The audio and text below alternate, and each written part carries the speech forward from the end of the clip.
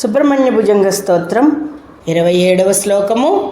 భుజంగ సుబ్రహ్మణ్య భుజంగ స్తోత్రం. మునీనాముతాహో నృణాం భక్తి బాజా మభీష్టప్రదా సంతి సర్వత్ర దేవాః రుణామంత్యజానామపి స్వార్థదాని గుహద్దేవం మన్యం న జానే.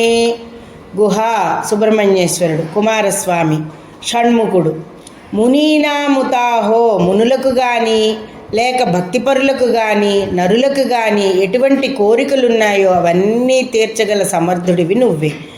అంత్యవర్ణ సంజాతులకు మానవులకు కూడా నిజ అభీష్టములు ఏవైతే ఉన్నాయో అవి ఇచ్చేవాడివి కూడా నీవే తండ్రి. నీకంటే గొప్ప దైవం నేనెక్కడా వినలేదు, చూడలేదు అని చెప్తున్నారు. నేను ఎరుంగను నజానే.